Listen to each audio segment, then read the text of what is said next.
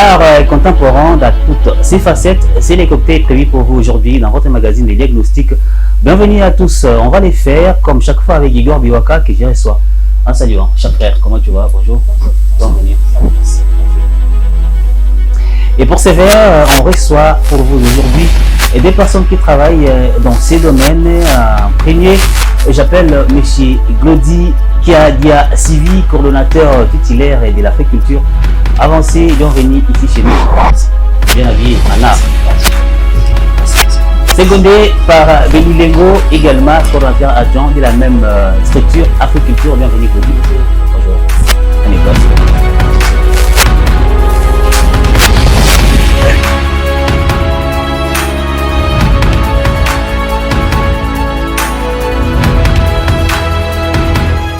Chers amis, vous êtes de l'Africulture. Je commencerai avec Glody.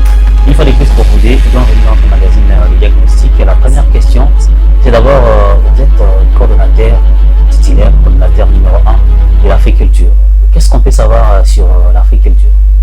Merci pour votre question. C'est une très bonne question. L'Africulture, comme le nom l'indique, Afrique Culture.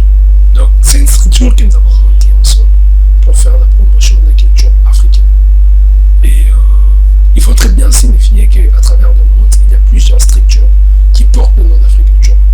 Mais pour différencier, nous, notre structure, c'est nom Africulture RDC. Africulture RDC, ça a commencé à Kinshasa en RDC pratiquement depuis combien de temps? Africulture, comme moi-même, son coordonnateur, j'ai naître sur la terre de nos ancêtres, dans la province du Congo central, comme aussi Africulture a eu sa naissance dans cette même province. C'est dans la ville de Matadi, un certain 13 avril, qui Africulture a pu... De quelle année? Le 13 avril 2021. 2021, ça fait pratiquement à 3 ans que vous avez. Ça a commencé à Matadi, nous vous recevons ici, à Kinshasa, c'est-à-dire vous êtes un peu répandu à travers la République démocratique du Congo. En dehors de la ville de Kinshasa, la ville de Matadi, les deux provinces, si je peux le dire, quelles sont les autres parties du pays où vous êtes représentés? Oui. Jusqu'à-là, on n'a pas encore plusieurs cercles.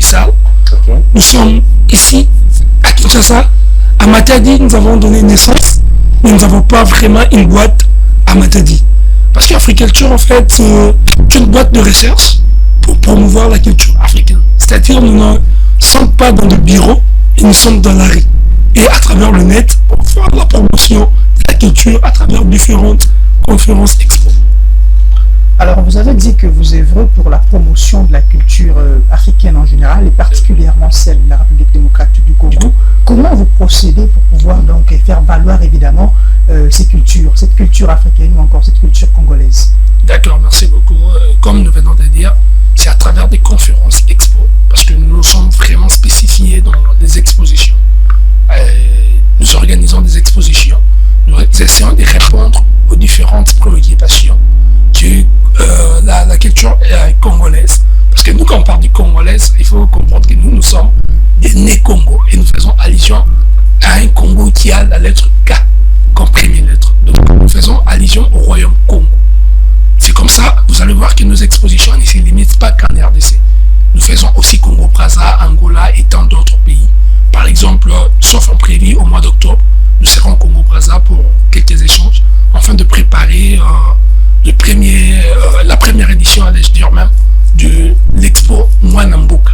Alors, les préoccupations, vous avez identifié un certain nombre de préoccupations qui, n'est-ce pas, qui sont directement liées à la culture congolaise. Est-ce qu'on peut savoir un tout petit peu quelles sont ces préoccupations que vous identifiez très souvent lorsque vous êtes sur terrain pour promouvoir évidemment la culture congolaise avec K, comme vous l'avez dit?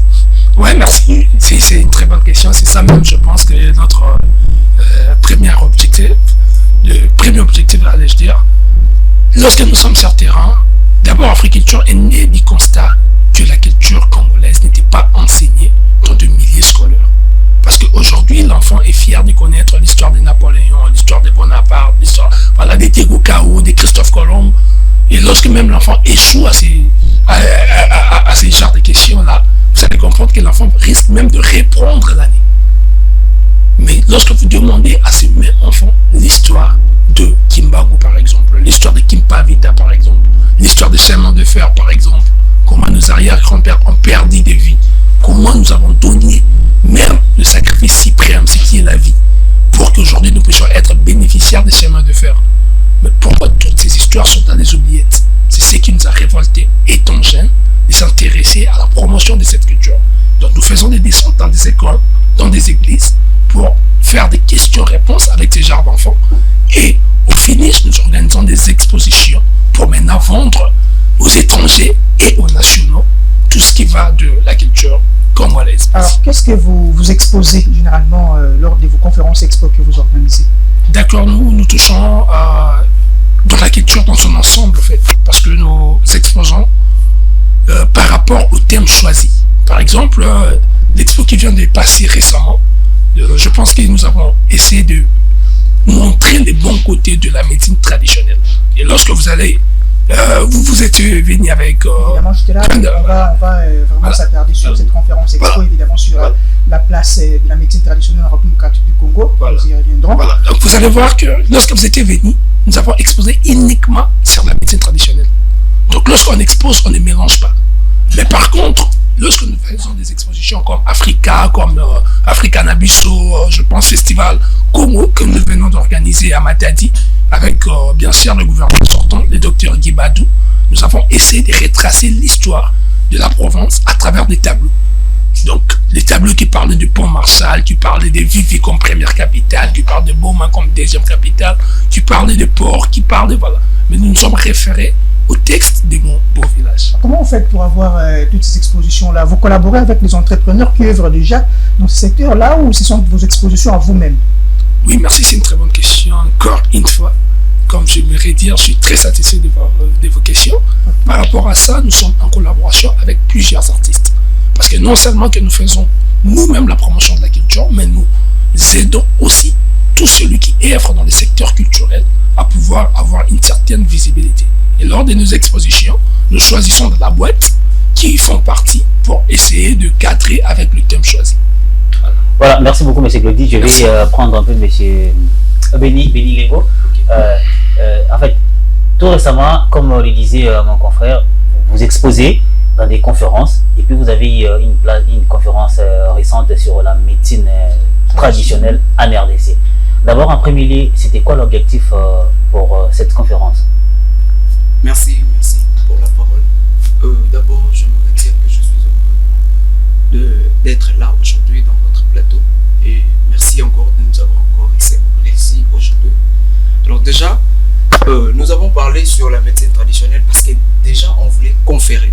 On avait besoin de conférer un statut de cette médecine pour avoir une place dans notre communauté, avoir une place au programme de notre communauté. Déjà aussi, cela nous a permis de renforcer encore nos liens familiaux avec la culture congolaise.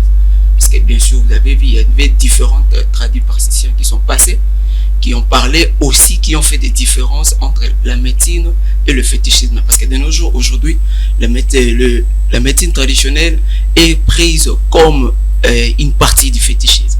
Or, ce n'était pas le cas. C'est pourquoi on a fait cette exposition pour pouvoir faire cette différence. Et bien sûr, il y avait des tradipraticiens qui ont aussi démontré comment est-ce qu'ils vont établir cette différence. Parlant de la médecine traditionnelle, vous avez épinglé les mots fétichisme. Est-ce que faites-vous une différence entre les fétichismes ou la médecine traditionnelle? Parce que les deux facteurs aboutissent aux mêmes fins. Bon, il y a une forte différence. Parce que déjà, avec le fétichisme, nous avons tendance de partir plus dans la spiritualité obscure. Mais avec la médecine traditionnelle, nous croyons sur les éléments qui font partie, qui collent avec la nature en fait. Donc il y a la médecine traditionnelle qui part de la spiritualité ancienne, mais qui est basée sur les arbres, le feuilles, différentes articles que nous avons, différentes astuces que nous avons pu exposer. Vous avez exposé des astuces comme... vous avez contesté, nous avons exposé, il y avait des cafés. Il y avait des cafés qu'on a exposés, des cafés faits en base de gingembre. Et il y avait aussi différentes stands qui ont exposé les produits faits en main et mélangés aussi et faits dans notre... ils ont utilisé les produits de notre terre pour élaborer ces genres de choses. Les produits de notre terre pour élaborer... Je vais revenir vers vous, Igor, pardon. Et ça m'intéresse un tout petit peu. Les produits de notre terre pour élaborer... en fait, je ne sais pas. Je vais appeler ça... Vous appelez ça médicament, c'est ça? Oui. Et comme tout médicament. Parce qu'il y a la médecine traditionnelle et puis l'autre médecine. Est-ce que, par rapport à vos produits, vous avez une certaine certification pour prouver que ces produits localement fabriqués est vraiment correct pour la santé humaine? Alors, sur ces faits, je vais donner la parole au cordon qui va vous répondre dans quelques détails. Oui, coordonnateur, je reviens à vous avec la même question. Comment est-ce que vous faites pour certifier vos produits, pour savoir que ça c'est un produit normal qui peut soigner la toux sans pour autant endommager notre partie du corps, comme la médecine pharmaceutique que nous connaissons? Oui, merci. C'est par rapport à ça, j'allais bien expliciter au début, lorsque je disais par exemple que lorsque nous organisons ces genres d'événements, nous nous mettons dans la peau des organisateurs. Mais pour que nous puissions être véritablement ce que nous sommes en train d'exposer, que ça soit réel, nous appelons des spécialistes, des experts du domaine. Comme vous allez constater lors de cette exposition, nous avons fait appel à un grand expert qui est le directeur du musée national de la RDC, le prof Henri Boudjoko. Okay. Et lui, il a pu exposer, il a pu démontrer. Et à l'extérieur, il y avait docteur Ibrahim, il y avait tant de docteurs. Qui sont les médecins tradipraticiens? Tradipraticiens. Okay. Reconnus donc par reconnus. Parce que vous aurez même constaté qu'il y avait la présence du Fonds de promotion de santé. Okay. Qui est d'ailleurs une entreprise collaboratrice par rapport à l'agriculture. Parce que la directrice générale adjointe est marraine de l'agriculture. Okay. C'est-à-dire qu'ils ne peuvent pas venir s'investir ou venir accompagner quelque chose qui nuit la santé en fait. Vous comprenez donc? C'est-à-dire que ça passe par des laboratoires, ça passe par tout ça. Et après ça, c'est comme ça que nous mettons à la population. Alors, puisque nous parlons de cette conférence expo à laquelle Ecofin Télévision avait bel et bien pris part, on aimerait bien revenir sur la thématique centrale qui a été donc évoquée lors de cette conférence expo. La thématique n'est rien d'autre que la place de la médecine traditionnelle en République démocratique du Congo. Selon vous, vous qui êtes donc organisateur de cette conférence expo, pourquoi avoir choisi ce titre-là? Pourquoi avoir choisi cette thématique de la médecine traditionnelle en République démocratique du Congo? Oui, on était, comme je disais, en fait, nous, tout ce que nous organisons part du constat que nous faisons sur terrain. Alors aujourd'hui, avec nos praticiens, je ne parle pas de l'ensemble, mais je parle de ceux qui sont plus visibles. Parce qu'aujourd'hui, vous allez défiler différentes chaînes, vous allez voir qu'il y a plusieurs praticiens qui font des émissions. Mais la manière dont ces praticiens présentent la médecine traditionnelle, c'est ce qui fait que la population puisse avoir des côtés obscurs par rapport à cette médecine traditionnelle. Je pense même le prof Henri Boudjoko, le directeur du musée national, vous avez parlé sur ça. Il vous a dit pourquoi même que nous appelons ça la médecine traditionnelle. On pourrait s'arrêter à la médecine tout court. Pourquoi il faut faire allusion que cette médecine est traditionnelle? Vous voyez? Donc c'est la façon dont vous présentez la chose qui cause problème. Alors nous nous sommes dit pourquoi aujourd'hui la majorité des praticiens, par exemple, présentent toujours le côté Boma, nous sommes à la télé, il n'y a pas moyen d'entrer dans les termes. Voilà. Évidemment. Mais c'est cette manière de présenter là. On pourrait se dire que c'est une médecine qui fait allusion qu'au sexe, ou soit c'est une médecine archaïque, ou soit c'est une médecine morte même.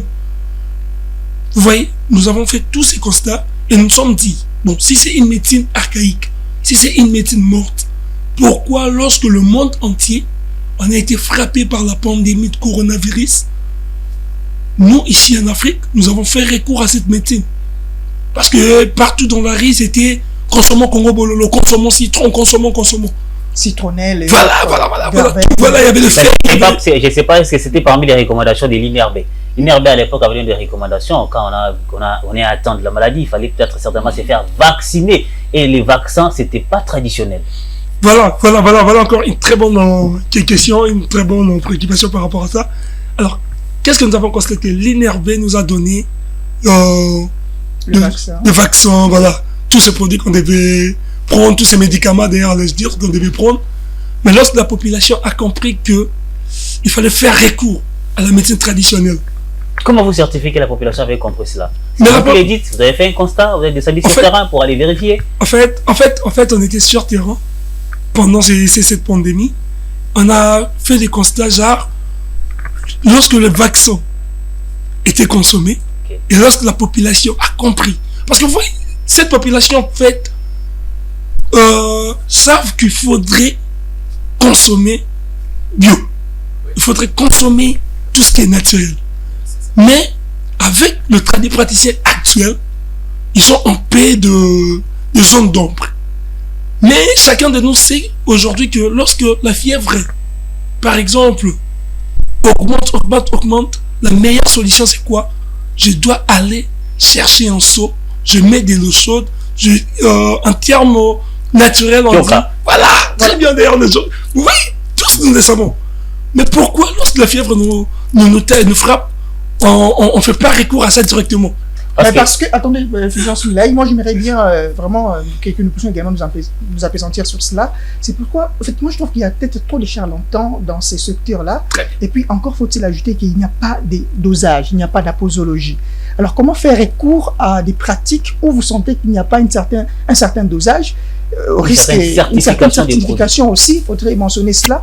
Comment recourir à des pratiques qui n'ont aucunement de dosage et autres?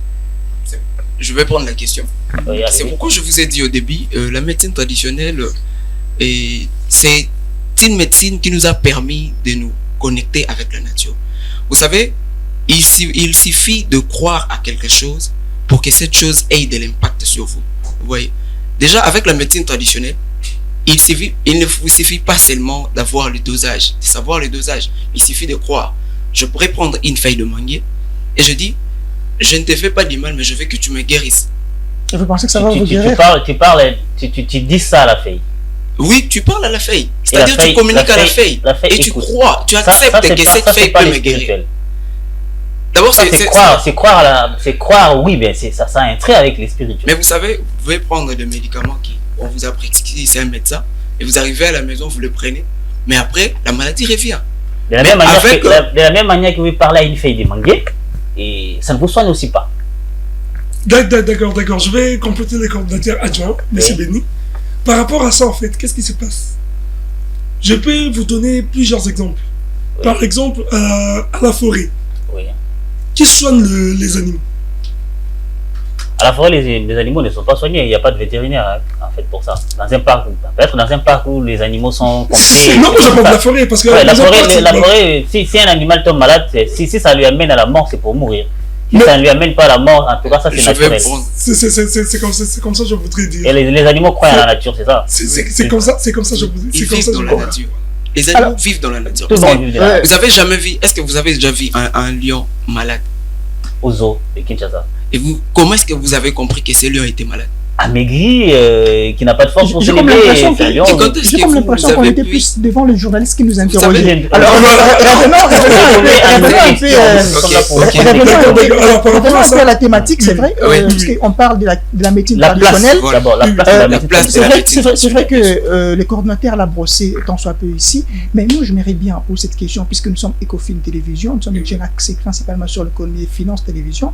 Pensez-vous que la médecine traditionnelle peut contribuer activement à améliorer même la croissance ou encore l'activité économique de notre pays? Si oui, comment? Oui, je dirais bien oui, je dirais même 3 fois oui. Parce que ce sont des produits comme de médicaments qui nous viennent d'ailleurs en fait. Moi d'ailleurs je vous dis un truc, qu'il faut faire confiance aux tradipraticiens. Je parle pas des charlatans, je parle de tradipraticiens dans le vrai sens. Je vous donne toujours un exemple du prof Henri Bunjoko. Qui fait sa pub. Alors non, c'est pas ça. Mais il était intervenant de la conférence. Okay. Voilà, donc je fais allusion à lui. Pourquoi? Parce que lorsque il vous donne, c'est ton frère. Pour qu'il te donne un truc, c'est qu'il est conscient que ça va te soigner. Mais le produit qui nous vient derrière, où on ne sait même pas ça a été fabriqué par qui, où on ne sait même pas est-ce que c'est vraiment efficace. On va acheter directement à la pharmacie. Mais qui nous dit que ce produit-là va répondre convenablement par rapport à ce que... Vous voyez, aujourd'hui, on a un problème de croire ce que les Congolais font. Tu vois, si on te disait, cet avion-là, aujourd'hui, voilà, j'entre pas là, mais c'est juste une parenthèse que j'ouvre, je ferme rapidement. Aujourd'hui, Congo Airways, par exemple, souffre de problèmes d'avion. Oui. Si on disait, par exemple, qu'il y a des Congolais ingénieurs, on leur donne tout ce qu'il faut, ils créent des avions. Tu vas prendre cet avion? Si on te disait que cet avion s'est créé par un Congolais. Moi, j'ai utilisé le téléphone. Écoutez, moi, j'ai un moment utilisé le téléphone Okapi. C'est une marque congolaise. Ça fonctionnait correctement. C'est-à-dire que je ne trouve pas d'inconvénient si un Congolais fait quelque chose. D'ailleurs, je vais d'ailleurs. Attendez, Igor. Je vais rester dans la question d'Igor, mais sous une autre forme, en fait. Est-ce qu'en matière de confiance, les structures entrepreneuriales, FOGEC, ANADEC, vous font confiance? Est-ce que ces structures-là font confiance à la médecine traditionnelle pour essayer de vous financer comme ces structures-là font la même confiance à la médecine que vous appelez la médecine des Blancs?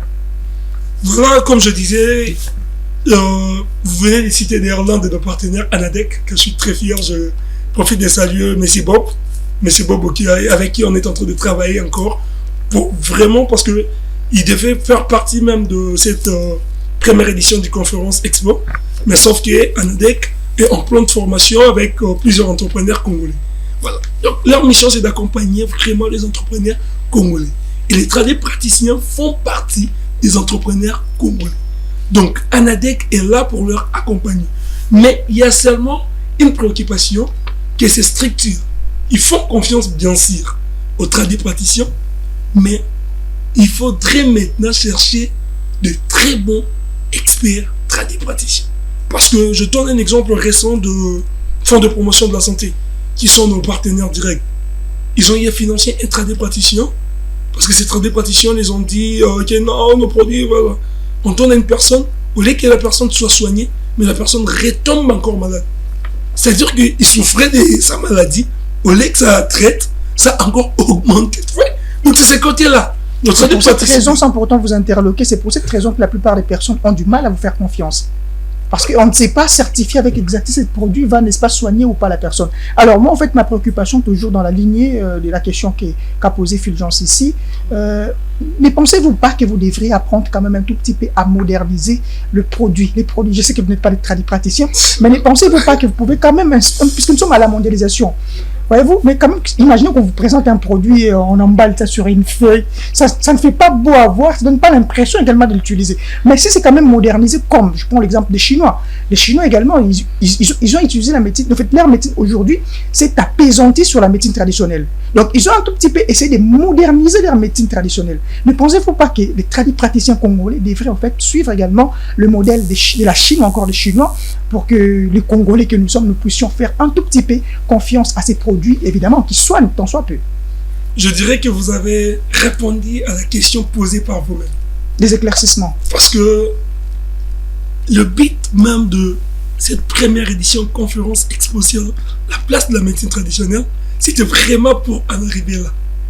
Quand on a fait appel aux praticiens, c'était pour leur montrer comment vous pouvez valoriser ces secteurs. Parce que notre Africulture, c'est vrai, là nous venons d'assister à une conférence qui a fait allusion à la médecine traditionnelle, mais quand on Africulture, notre mission est de valoriser la culture africaine, comme je disais, plus particulièrement la culture congolaise avec K. Donc, quand nous avons organisé réellement cette première édition de la conférence Expo, nous avons fait appel aux praticiens et vous allez remarquer, lors de nos expositions, les produits étaient soit en carton, soit en... Il y avait vraiment des emballages propres. Il y avait des tisanes comme ça, bien emballées. Parce que l'idée n'est pas de s'arrêter que dans cette première édition de conférence Expo. L'idée est... Nous avons plusieurs activités qui vont se suivre. Jusqu'à citer à ce que nous avons appelé Wenzenabiso. Wenzenabiso, c'est pour arriver comme en Chine. Parce qu'en Chine, aujourd'hui, nous avons tout en misé de la médecine traditionnelle, où on expose différentes plantes et feuilles très bien exposées, et les enfants viennent apprendre que ça c'est la plante X, ça soit une maladie Y. Et c'est là où même Africulture veut amener la médecine traditionnelle. Vous accompagnez les jeunes entrepreneurs, évidemment, qui œuvrent dans les secteurs traditionnels et autres. Quelles sont les difficultés culturelles, voilà, quelles sont les difficultés auxquelles font face évidemment ces jeunes entrepreneurs lorsque vous échangez avec eux? Oui, d'accord. Ces jeunes entrepreneurs, comme nous avons dit, nous sommes dans la culture dans toute son entièreté, voilà. Alors, chaque domaine a ses difficultés. Nous avons de jeunes entrepreneurs, par exemple, peintres. Vous comprenez? Nous avons des jeunes entrepreneurs, par exemple, des cinéastes. Nous avons des jeunes entrepreneurs, par exemple, de la musique. Parce que là, on profite directement pour faire publicité au festival là, qui débute même déjà très bientôt là. Donc, festival là, qui est en train de se dérouler, vous allez voir que chaque entrepreneur est venu exposer. Ces jeunes entrepreneurs-là, malheureusement, ne sont pas vraiment accompagnés. Nous pensons que la ministre actuelle, qui est son Excellence Madame Yolande Elébé, nous lui avons demandé à travers ses collaboratrices, dont nous faisons allusion à Madame Caroline Pindinora, qui était même l'intervenante de la conférence. Nous lui avons demandé que cette fois-ci, le ministère accompagne les jeunes entrepreneurs. Accompagner, c'est quoi? C'est d'abord mettre en place des structures très sérieuses qui pourraient accompagner des artistes. Moi, je donne toujours l'exemple de Nigeria. Lorsqu'un artiste nigérien sort et qu'il fait ou il chante juste une chanson, il devient millionnaire. Mais ici, nous avons des jeunes qui ont fait de musique, qui ont fait de type, qui a fait bouger non seulement la RDC, mais même l'Afrique. Parce que même dans Africulture, nous avons notre produit qui est l'artiste Izo, qui a chanté pour les téléspectateurs, par exemple, qui nous suivent, savent la chanson de Izo qui a chanté Ero Kwango Bozelaki. Ça va. Voilà. Cette chanson cartonne. Mais Izo est comme. Nous avons l'artiste qui a chanté, par exemple, DJ Momboshi. Voilà, je ne suis pas trop fan de ses textes, mais je suis fan des. Mais revenons un peu dans le secteur de la médecine traditionnelle, évidemment, parce que vous avez dit concernant ça concerne en fait la cinématographie et autres, la musique. Mais en ce qui concerne évidemment les entrepreneurs qui œuvrent dans les domaines de la médecine traditionnelle, comment difficultés auxquelles ils font face? C'est toujours la difficulté liée au fait au financement ou encore il y a encore d'autres difficultés auxquelles ils font face? D'abord, tous les entrepreneurs congolais ont cette difficulté commune qui est le financement. Là, déjà, on ne peut pas entrer. C'est comme ça que vous allez voir que le chef de l'État, son Excellence Félix Antoine Tshisekedi, a pu mettre plusieurs structures. Il y a RSP, il y a FOGEC, il y a ANADEC. C'est vraiment pour répondre à cette préoccupation. Mais de l'autre côté, dans les cas de tradipraticiens ou dans les cadres de toutes les personnes qui essayent, parce que nous, dans cette conférence, on n'a pas fait allusion qu'aux tradipraticiens, évidemment. Mais on a fait allusion à tous les entrepreneurs qui produisent dans le secteur culturel. Dans tout ce qui touche à la nature. Les produits cosmétiques, par exemple, Savongola. Ils étaient là. Nous avons Parfum Tondolo, Nathalie était là. Nous avons plusieurs entrepreneurs qui étaient là. Leur difficulté, c'est d'abord la visibilité. Parce qu'aujourd'hui, comment faire face aux multinationales? Vous êtes une petite structure, il y a de multinationales. Pour ne pas citer, mais on connaît tous ces produits cosmétiques que nous avons. Toi, maintenant qui es entrepreneur, comment faire face à cette structure qui a déjà une grande envergure, qui peut mettre les panneaux publicitaires, qui peut communiquer dans des grandes chaînes, même internationales? Donc, vous voyez, c'est cette difficulté que nous, maintenant, nous sommes dit, on va les accompagner à travers nos activités pour leur marketing. Voilà, ça c'est très important. Vous êtes dans l'Africulture, vous parlez de l'Afrique et la culture africaine, si je peux le dire comme ça. Je reviens un peu en arrière, en 1900, avant l'indépendance de la RDC, colonisée par le Belge, la Belgique, nous avons eu à perdre beaucoup d'œuvres d'art qui ont quitté la République démocratique du Congo pour aller de l'autre côté. Actuellement, c'est dans les musées royaux de l'Afrique centrale. Mourak, c'est à Tervuren, non loin dans les périphéries de Bruxelles. À l'intérieur, vous trouverez les œuvres d'art de la République démocratique du Congo faites par nos ancêtres, des masques, tout est consort. Alors pour entrer dans ces musées, on paye de l'argent, ça contribue nécessairement à l'économie de la Belgique. Mais les gens partent pour aller voir les œuvres d'art de l'Afrique, particulièrement de la République démocratique du Congo, parce que ces musées est lié aux œuvres d'art prises par le roi Léopold II. Qu'est-ce que l'Africulture fait ou pense à ce sujet par rapport aux œuvres d'art qui sont de l'Afrique, qui sont de l'autre côté et qui font entrer de l'argent, pas pour la RDC, mais pour la Belgique? D'accord, c'est vraiment une préoccupation très importante qui me prend à toutes mes facettes. toutes mes facettes en fait. Vous avez la question, vous deux. Oui, Monsieur Béni va aussi là. Je vais essayer de compléter. Quand je dis que cette préoccupation me touche dans toutes mes facettes, pourquoi? Parce que peut-être qu'au début, je n'ai pas eu le temps de me présenter convenablement. Ok. Que je suis coordonnateur de l'Africulture bien sûr, qui est une boîte de recherche pour promouvoir la culture africaine. Oui. Mais Dans de vos l'autre- recherches, vous savez que nous avons. Oui, mais nos de œuvres l'autre qui sont de côté, l'autre côté. oui, très bien. Mais de l'autre côté, je suis aussi agent du musée national. Ok, Je suis agent de l'Institut des musées nationaux du Congo. ok. Et par rapport à ça, je pourrais dire que les démarches au sein du musée national du Congo ont déjà débuté depuis. Et actuellement, d'ailleurs, à travers le nouveau DG, donc le patron, le numéro 1 de l'Institut des musées nationaux du Congo, qui est M. Simon Siala, il y aura encore des démarches que nous allons... Parce qu'on vous informe aussi qu'il y a eu déjà le premier objet. Masque, venant de là, les qui est- masques voilà, le soufflés. premier masque Les soufflé, masques qui est déjà qui est au revenu musée. en Voilà. 2022. Voilà. En fait, ces masques, ces œuvres d'art, à l'époque de nos ancêtres, régorgeaient un certain pouvoir ancestral. Bon, ils ont remis les masques sous coup. Est-ce que, je ne sais pas, l'Africulture s'est détectée qu'il y avait les pouvoirs des ancêtres depuis l'époque jusqu'à ce jour dans les masques, ou bien je ne sais pas comment vous faites. D'accord. Africulture, dans ces cas, Africulture n'est qu'une boîte de recherche. Dans notre qualité de boîte de recherche, nous venons aux experts. Ok. Alors là, déjà, on a remis aux experts. Parce que le musée national est composé de plusieurs experts dans ce domaine-là. Nous pouvons citer M. Badekele, nous pouvons citer le directeur des musées nationaux de la RDC qui est le prof Henri Bunjoko. Nous pouvons citer, il y a Mme Nelly Mbumba, il y a tant d'experts dans ce domaine-là. Alors, pour émettre, il y a eu des discussions d'abord entre les deux côtés. C'est-à-dire le côté de la Belgique et le côté de la RDC. Où les deux côtés ont pu mettre des experts en place pour essayer de voir réellement sur ce que vous venez de poser. L'originalité, Oui. d'abord, de l'œuvre. L'homme blanc intelligent, il fait certainement essayer de peaufiner, faire autre chose. Je vous montre que Isayango, mais Isayango T. C'est comme ça que je dis. C'est pourquoi vous voyez l'Africulture, lui, dans son ensemble, dans notre beat, on a vraiment approfondi nos recherches pour faire tous ces genres de choses. Vous voyez, parce que déjà, l'homme blanc a compris que le noir, dans son ignorance, il ne pouvait pas tout détecter. Vous voyez, c'est pourquoi le blanc, lui, il est venu nous prendre ce qui nous appartenait, pour que lui, il aille avec ça chez lui, pour mettre un peu, pour lui faire donner de valeur à lui-même. Alors, en quelque sorte, c'est une égoïsme. C'est un acte d'égoïsme.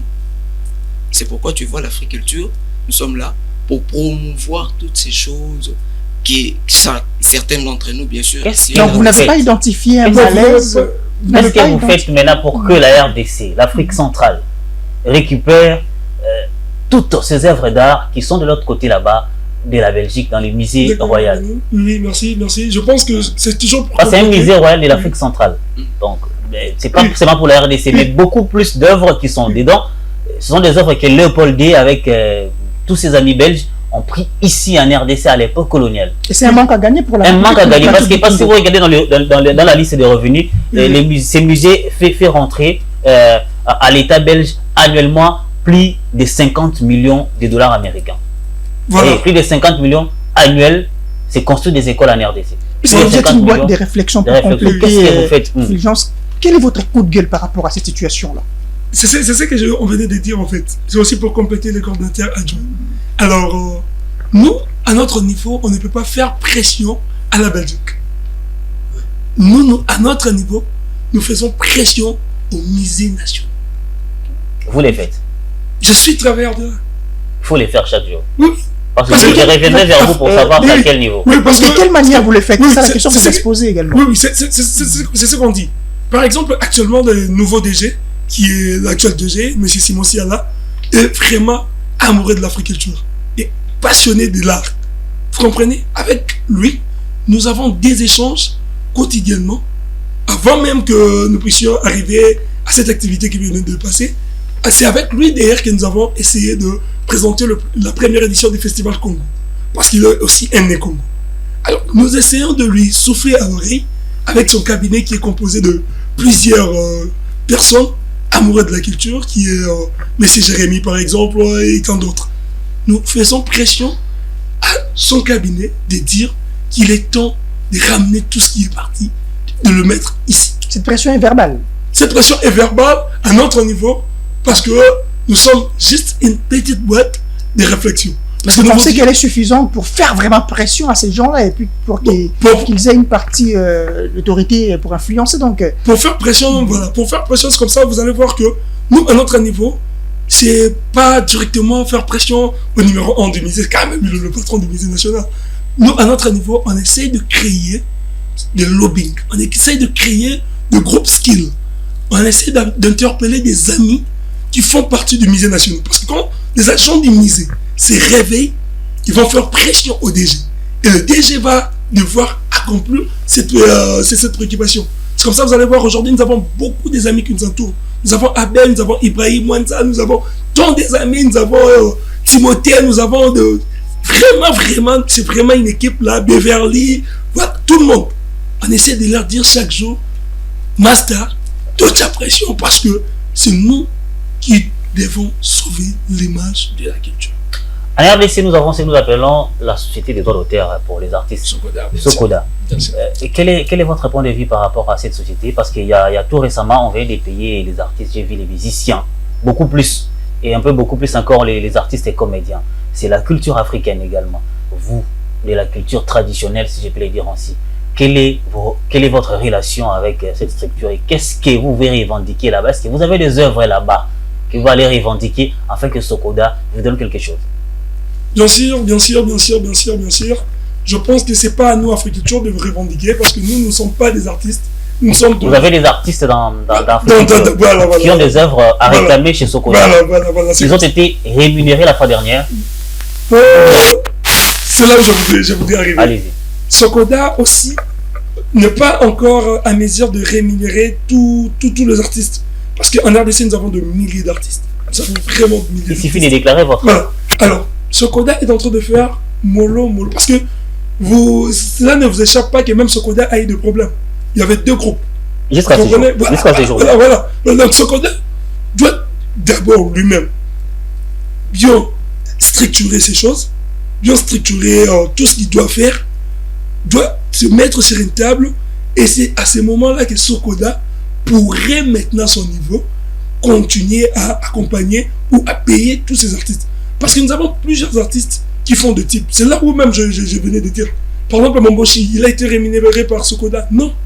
Est-ce qu'il avait déclaré ses œuvres à la Socoda? C'est ça aussi, c'est que nous faisons, comme nous venons de dire. Et puis déclarer une œuvre ne suffit pas. Il faut que l'œuvre soit mise en vente. Et puis, ils vont dire parce que si on parle des artistes, si je vois encore les noms, il y avait le nom de Fally Ipupa qui était en premier. C'est-à-dire qu'il était parmi les artistes qui avaient beaucoup plus vendu de ses œuvres. Et la Socoda l'avait beaucoup plus rémunéré. J'ai vu des Weranson, j'ai vu des artistes comédiens comme Rock Bodo et consorts. C'est-à-dire les artistes qui sont par exemple dans la fabrication des tuniques que vous faites là. Ça, c'est de l'art également. Normalement. C'est que vous avez mis dans la tête là, c'est de l'art. Est-ce que vous avez vos œuvres, vous les vendez comment pour que en dehors, il y a Mbongo Oyo Tekeli client, Socoda a gagné au pays et gagné. Pour ce Tekeli client, excusez-moi, je rentre un peu en langue nationale. Normalement, c'est la culture. C'est la culture. Sauf aujourd'hui, et continuer au Tekeli, on fabriquer, je ne sais pas, au Tekeli client.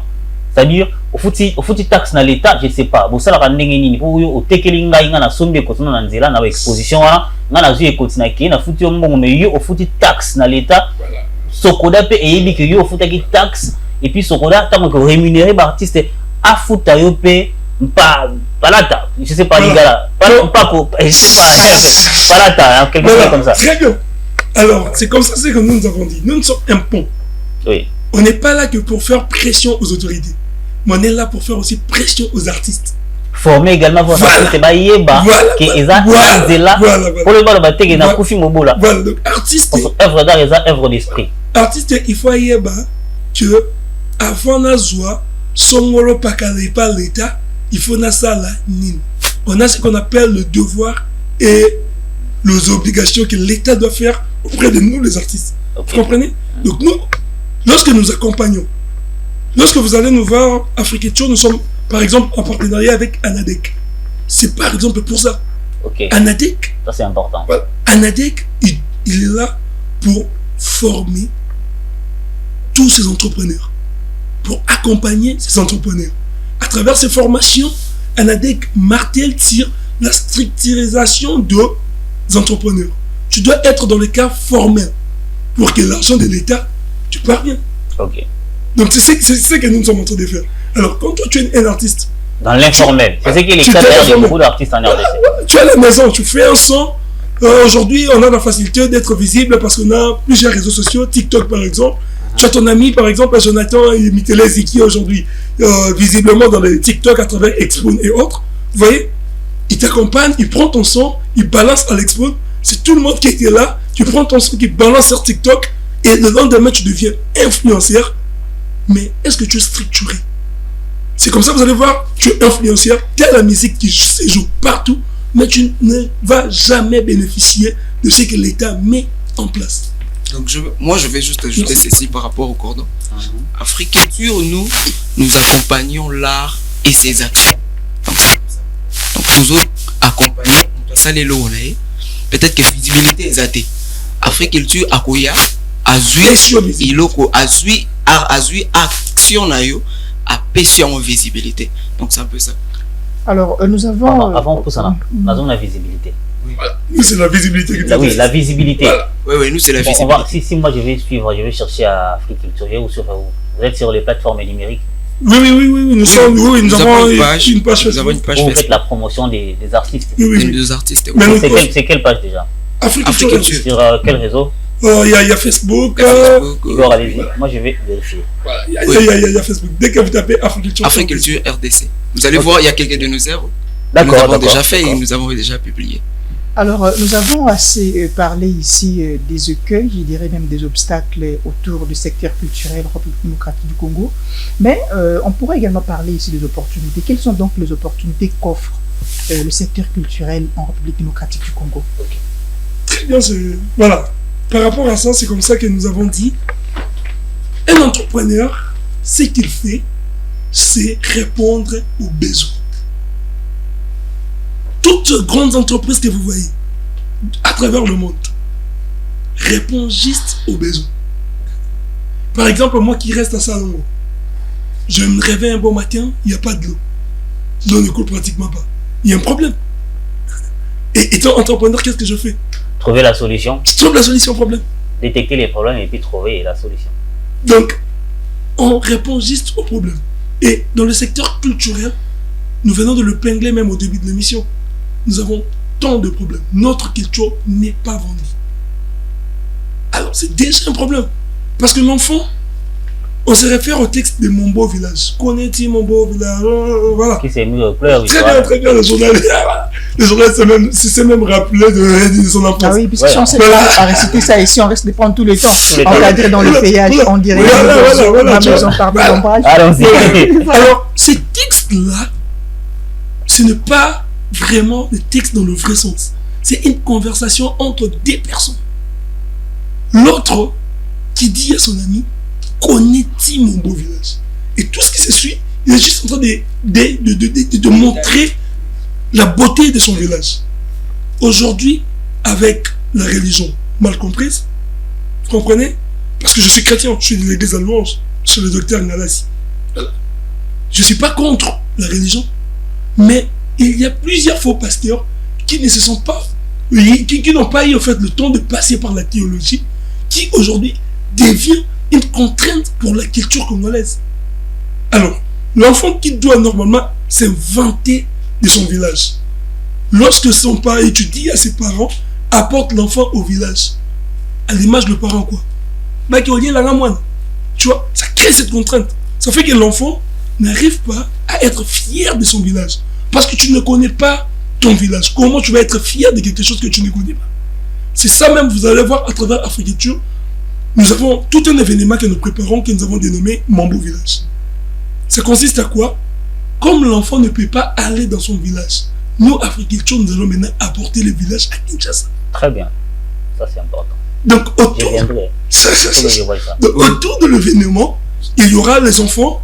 Comme nous faisons, tout ce que nous faisons, c'est d'abord vendre aussi les côtés muséens. Parce que je suis du musée. Oui. Donc, Afrique Culture n'est pas une contrainte pour le musée. Au contraire, c'est une boîte qui renforce le travail que fait le musée.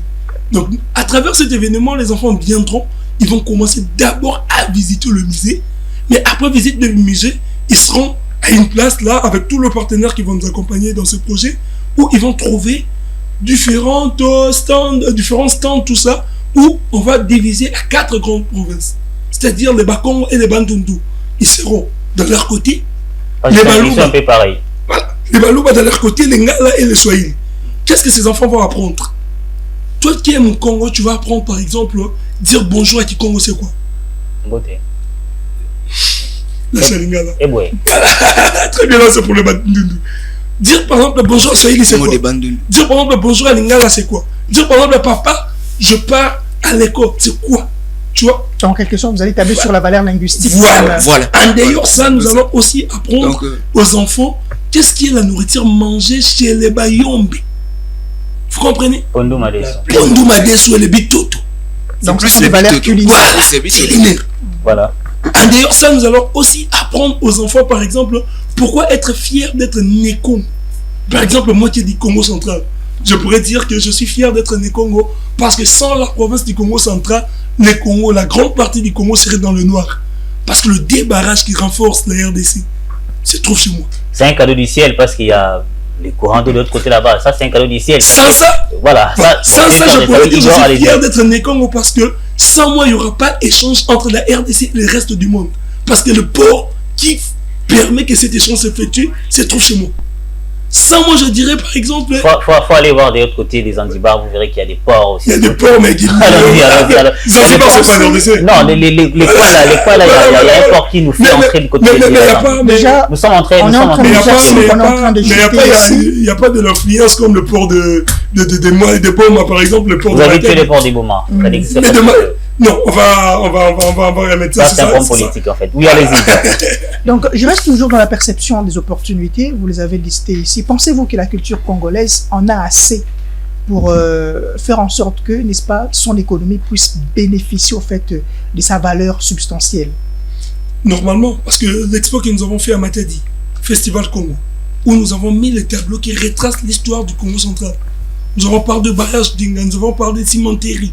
Nous avons parlé de Baobab de Stanley, nous avons parlé de Pont Marshall, nous avons parlé de toute cette richesse culturelle-là, mais indirectement, c'est aussi pour renforcer le tourisme. Parce que quand je explique à quelqu'un que la première église catholique se trouve dans la ville de Boma. Et la première école de la RDC.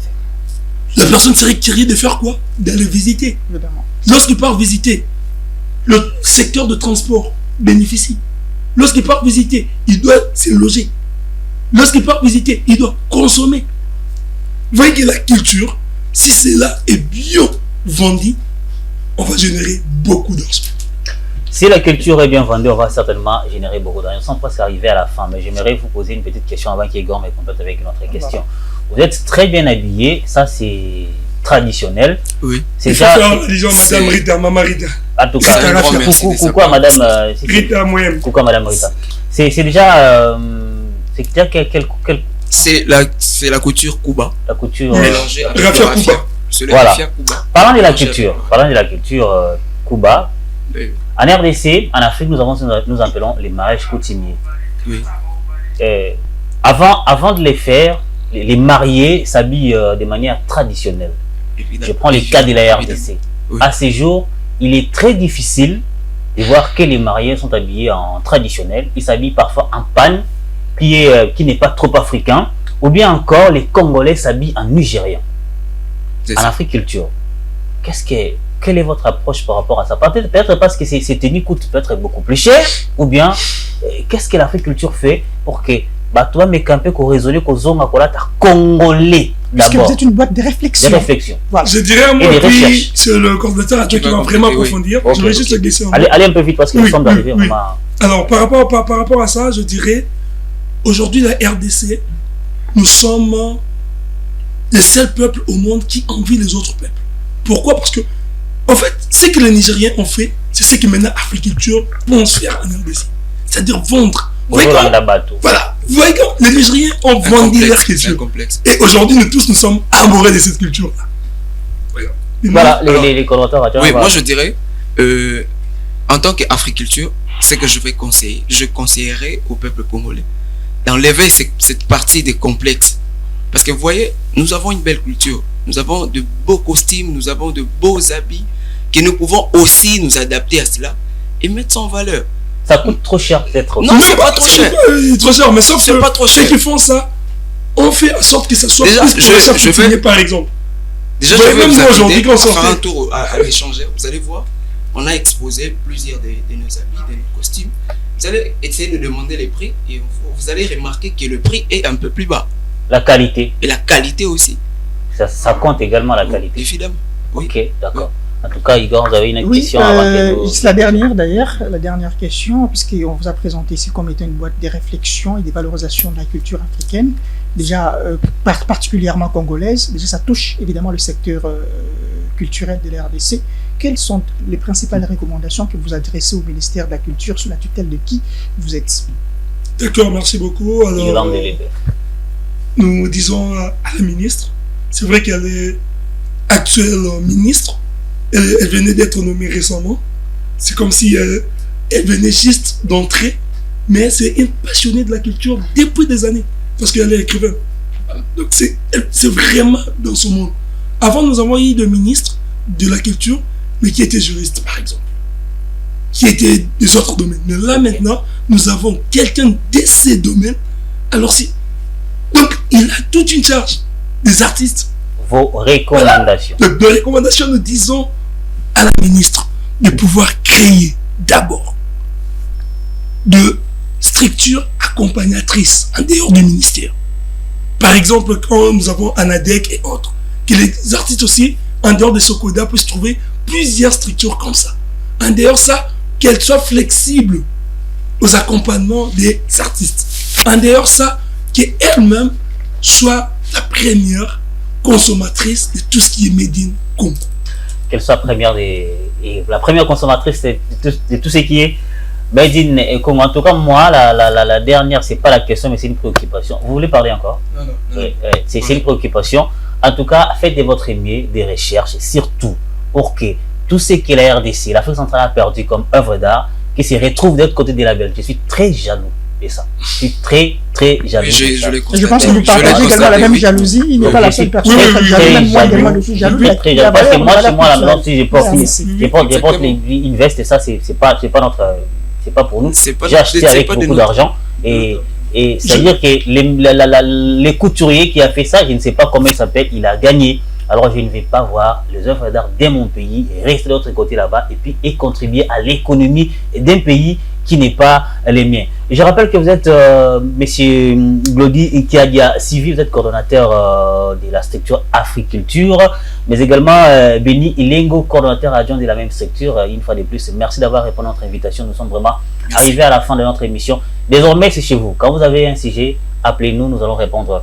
En tout cas, positif et présent. Et Merci, merci. D'accord, c'est à nous En tout de cas, vous c'est à dire nous merci de- parce que cet exercice ici, vous voyez, on était en plein événement, Festigola, Ok. et nous sommes dépêchés pour venir. Bonne chance à répondre. Festigola également. Merci beaucoup. Festigola. Ce sont des initiatives pareilles, vous voyez. Qu'il faut Si pas un saluer. artiste le fait, pourquoi pas la ministre de le faire? Vraiment. Voilà, en tout cas, bonne chance à Festigola. C'était les diagnostics. On a parlé de l'art et ce contour.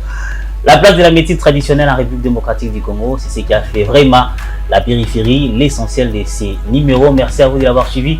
Nous vous retrouvons la semaine prochaine avec un autre numéro, avec notre invité, d'autres invités, mais pour également diagnostiquer un autre secteur. D'ici là, apportez-vous bien, accompagné de notre programme. Merci.